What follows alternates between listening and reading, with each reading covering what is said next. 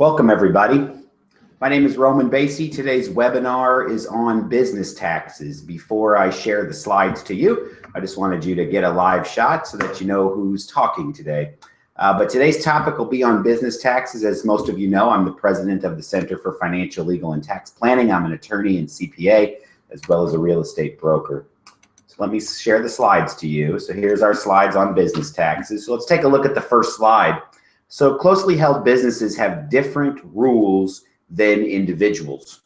So individual expenses are generally not deductible in a business environment when it comes to tax purposes. And of course, business expenses generally are deductible. And knowing the rules, whether you are an attorney, CPA, a business broker, a real estate broker, a business owner, whether you are incorporated or not, knowing those rules will empower you to make tax-saving decisions. And right now, as we all know, this is one of the most crucial points in the history of our company when it comes to taxes, as far as what's going to happen here in the 2017 tax year. We highly anticipate a new tax law coming out of Congress here in the near future. So knowing what the rules are now and knowing what they will become very important to our businesses across the country.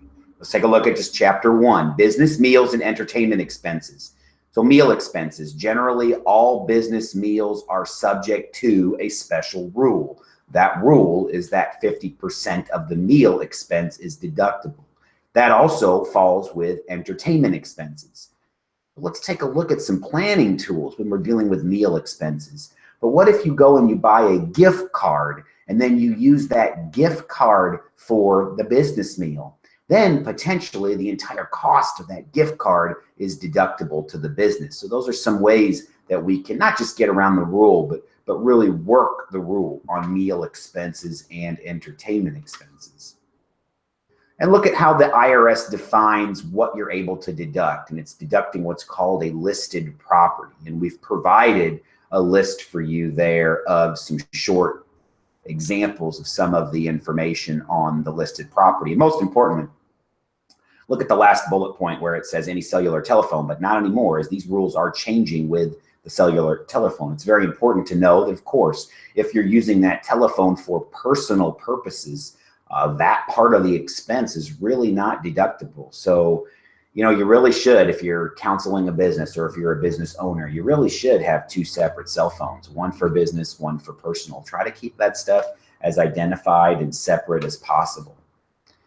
Also, we take a look at employee compensation. You know, when is an employee expense deductible? And we are running into a lot of questions on employee expenses. And when is it reasonable? Were services performed? Was a payment made for them? Is it compensation? I think a lot of you may want to look at some of your benefit packages that you give to your employees. Recently, we had an example of a client who had a physical fitness benefit inside of their benefit package, and whether they could write that benefit off or not became a question, and whether there was a different way around that or whether there was a state program for that benefit. So sometimes you need to be careful and take a look at how your employees are being compensated. What are the benefit plans that you have in place? How do those relate to the federal rules on deductibility? And how do they relate to the state rules on deductibility? Be very careful here with employee versus independent contractor. Employees, as we know, are generally workers who follow instruction and who are on site. Independent contractors usually decide their own mode of work. They may be off-site. They should have their own tools. They should control their own schedule. So many times we see companies struggle by classifying their people as independent contractors, and then lo and behold, down the road, and typically the problem does not come in with the federal government saying, well, they should have been employees. You should have been contributing the business side of the employment tax on them. It also comes into play with workman's compensation insurance, because if they're an independent contractor, most likely the business is not reporting them to the workman's comp insurance carrier. Whereas if they are an employee, they are being reported, and the business is paying a tax on the amount of salary that the employee is receiving. So when the workman's compensation audit comes in and they reclassify these people from independent contractors to employees, it can be very damaging for a business. And then it becomes difficult for us to be able to get that business, basically right their ship, get the taxes settled, get them paid, get them back on track with where they need to be. And most often we see the business end up shutting down because the tax and the penalties and the interest are so extensive. So be extremely careful if you are involved with a business who has this distinction between employee versus independent contractor. Also, you have to be very careful with cash and non-cash payments to employees. There are rules on bonuses. There are limitations on gifts that can be made. There is a dollar limitation on gifts. If you have a deferred compensation package that you offer to your employees, be careful there. Vacation pay, is it accrued? That's the question that you have on vacation pay. If it's accrued, it's owed to the employee upon their termination. It's not lost if it's not used, like sick pay can be. And still moving on, move that slide over. I'm still in chapter 5, looking at fringe benefit exclusions. You know, these are no additional cost services and where you may be giving qualified employee discounts. Let's use myself as an example. So we have a real estate company. So some of my employees say, hey, Roman, I would like to rent a condominium from you. I would like to rent an apartment from you. If we give them a qualified employee discount, that can be considered a fringe benefit, can potentially be taxable to them. So you have to be careful with the benefits that you are giving your employees, and are they running afoul of the benefit deductibility. And as you see, number 6 on that list is athletic facilities. And that's one thing that we discussed there. Individual insurance programs are interesting. You can offer your employees as a benefit term life insurance up to $50,000 of coverage per employee that is not taxable to them under a group term life insurance policy. If it goes above the $50,000 cap, then the difference in the premium is taxable to them. So if you say, well, I can give you $50,000 of group term life insurance, you're not going to pay tax on that benefit. But if you get $100,000 of group life term insurance and your premium goes up $10 a month, that $10 is taxable to the employee as a benefit. So you have to take a look at those types of things. There are many benefit programs that deal with educational assistance, and a lot of these are state driven.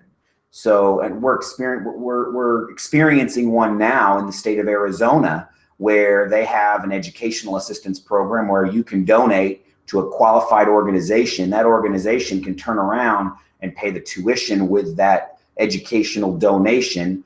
It can be for your children. It can be for others' children. There are rules around that. But if you want to look into something like that, of course, naturally give us a call or ask your tax advisor.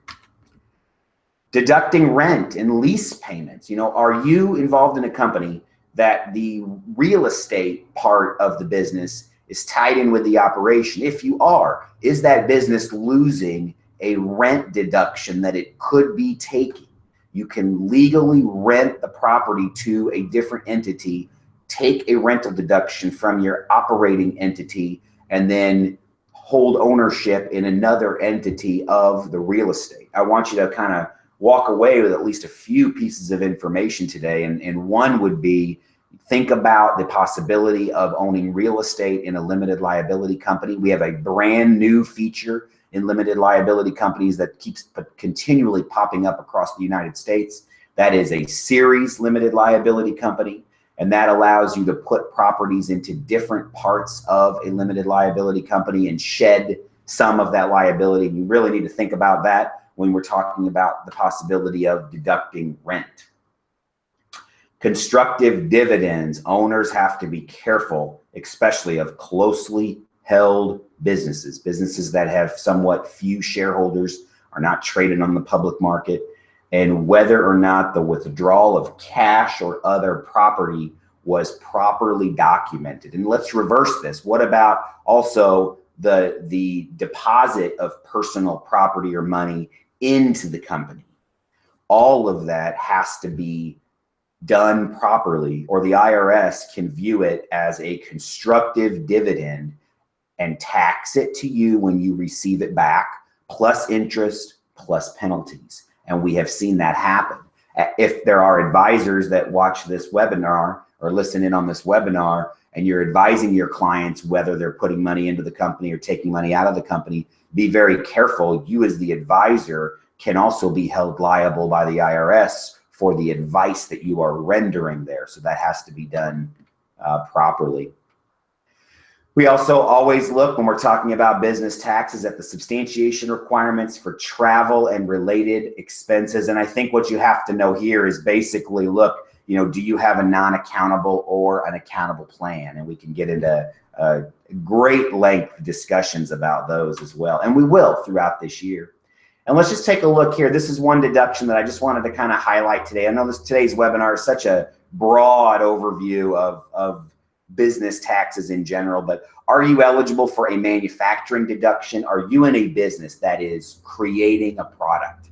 If you're in a business that is creating a product, you potentially can be eligible for a manufacturing deduction, which is taken actually on your personal tax return. So it's a deduction on the front page of your personal tax return, and it can lower your taxable income. And look at what it is. It can be up to 9% of the income that is generated from the activity of production. And when I talk about production, are you building something? Are you manufacturing something? We even get into this to where we say, look, even the production of coffee, where you're taking a coffee bean, turning it into coffee, that could potentially be production, and you may be able to take a deduction of this type.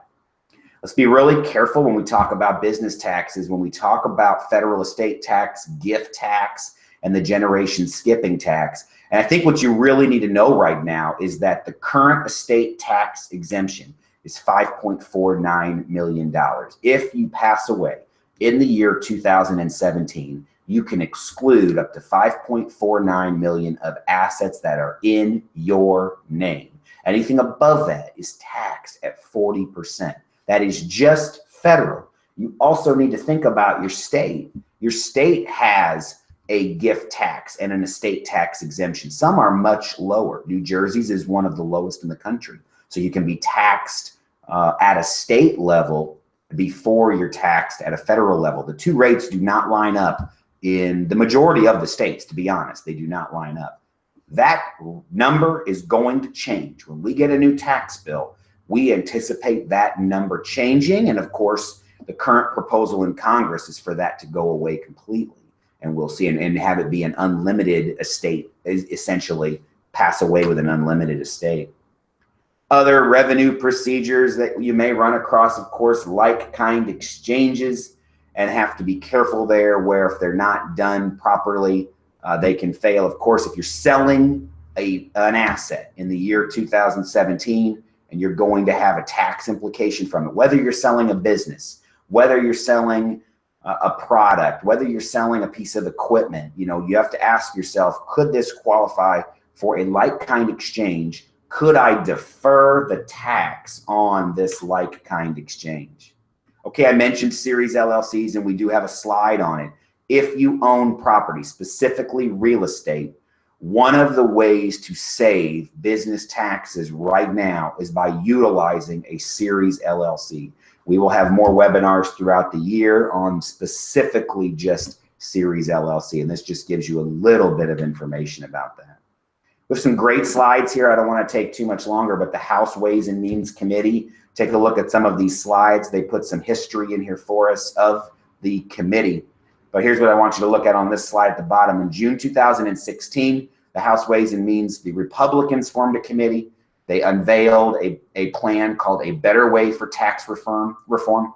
It is a blueprint delivering what they want for the new tax law. And here is what the elements are. File taxes with a postcard, essentially. They want to reduce the tax brackets down to 3. They want to eliminate the alternative minimum tax, otherwise known as the AMT. They want to change the retirement rules. They want to remove the death tax or the estate tax. That's the current proposal that is in the House Ways and Means Committee. Now, for those of you that don't understand how tax laws get generated, this is where they start. The tax laws start in the House Ways and Means Committee. So we're watching that very vigilantly to see if they produce a bill out of this plan that they have. Of course, you look there, the jobs and growth, they want to have a flat 25% rate, capital gains and dividends, and they want a 20% corporate rate. So they want to continue to change that. They want to restructure the IRS and have the new commissioner be subject to term limits and modernize the information systems within the IRS. We covered a lot in this topic, and as we go throughout this year, we're going to really zone in on different tax elements. But we just wanted to give you, we're sitting here, it's February 27th, we're getting ready for tax filing season. We wanted to give everyone a broad overview of some business tax concepts and issues that we're seeing right now. But of course, it must be remembered that the tax law changes all the time. It is not static. Decisions concerning money and cash transactions are impacted by the tax ramifications to your business. There is my email, there is our website, our phone number. If you have any business tax questions, have any comments about today's slides, please feel free to email me. If you'd also like to get on our tax tip list, which is a once a month free one-page tax publication that talks about a specific tax code or tax court case or tax topic that we feel is important to the business community, feel free to email me and we will put you on that list. Thanks for listening.